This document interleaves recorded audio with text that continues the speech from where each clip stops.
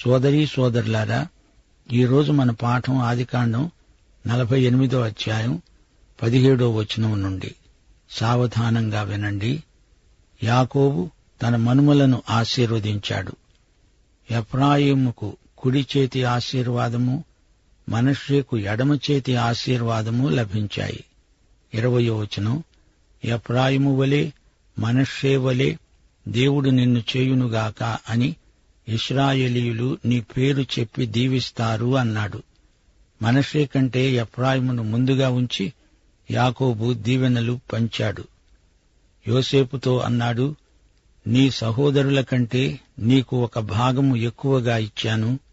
ఆ తరువాత యాకోబు తన కుమారులను పిలిపించి వారికి ప్రవచనాత్మకమైన వాగ్దానాలు, దీవెనలు పంచిపెడుతూ అన్నాడు, యాకోబు కుమారులారా, కూడి వచ్చి ఆలకించండి. మీ తండ్రి అయిన ఇశ్రాయేలు మాట వినండి.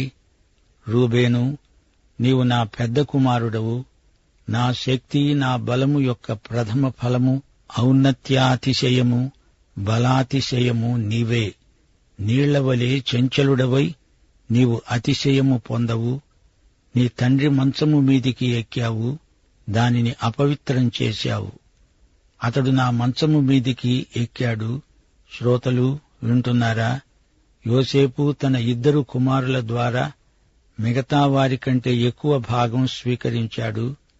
సుకారు ప్రాంతంలో యోసేపును సమాధి చేశారు. యాకోబు తన కుమారుడైన యోసేపునకు ఇచ్చిన భూమి సమరయ్య ప్రాంతంలో ఉంది. యోసేపు ద్వారా వచ్చిన 2 గోత్రాలు ఎఫ్రాయిము, మనష్షే. ఆదికాండం 49వ అధ్యాయం యాకోబు మరణ శాసనమని చెప్పాలి. యాకోబు వృద్ధాప్యం భక్తిభరితమైంది. యాకోబు కుమారులందరూ అతని చుట్టూరా చేరారు. అందరికీ వీడ్కోలు సందేశమిస్తున్నాడు వృద్ధ యాకోబు. పెద్దవానితో మొదలుపెట్టి చిన్నవాడి వరకు ఒక్కొక్క ఆశీర్వాదము వారికిస్తున్నాడు. మరణశయ్య మీద నుండి చెప్పిన మాటలు ఎంతో ముఖ్యమైనవి. చనిపోతూ ఎంత దుర్మార్గుడైనా అబద్ధం చెప్పలేడు, నిజమే చెబుతాడు. యాకోబు చెబుతున్న ఈ ప్రవచనాలు ఎంతో నాటకీయత కలిగిన సందేశాలు. యాకోబు యొక్క 12 కొడుకులు 12 గోత్రాలకు నాయకులు. యాకోబు ప్రవచనాలు చరిత్రగా మారాయి. యాకోబు జీవితంలో ఇప్పుడు నిగ్గుతేరిన ఆధ్యాత్మిక శీలం కనపడుతున్నది. ఇశ్రాయేలు జాతికి ఈ 12 గోత్రాలు 12 స్తంభాలు. వీరు కనాను భూమిపై నివసిస్తారు. తన అంత్య సందేశంలో యాకోబు విశ్వాసరేఖ పరాకాష్ఠకు చేరింది. యాకోబు సంతానం కనానుకు తరలిపోవటం చరిత్రాత్మకమైన మహోద్యమం. అంత్యదినాలలో మీకు సంభవించబోయే సంగతులను తెలియచేస్తాను అన్నాడు యాకోబు. అంత్యదినాలు అన్నప్పుడు ఇశ్రాయేలుకు జాతిపరంగా అంత్యదినాలున్నాయి, కాని దేవుని సంఘానికి కూడా అంత్యదినాలున్నాయి. ఈ రెండూ ఒకటి కావు.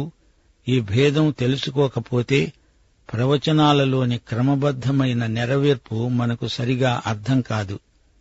ద్వితీయోపదేశకాండం 33వ అధ్యాయంలో ఈ ప్రవచనాలకు వివరణ ఉన్నది. ఇశ్రాయేలు జాతిని, ఆ జాతి చరిత్రను దేవుడు 12 భాగాలు చేశాడనిపిస్తుంది. ఇశ్రాయేలు చరిత్ర ప్రవచనాత్మకమైనది. ప్రవచనాలు చరిత్రాత్మకమైనవి.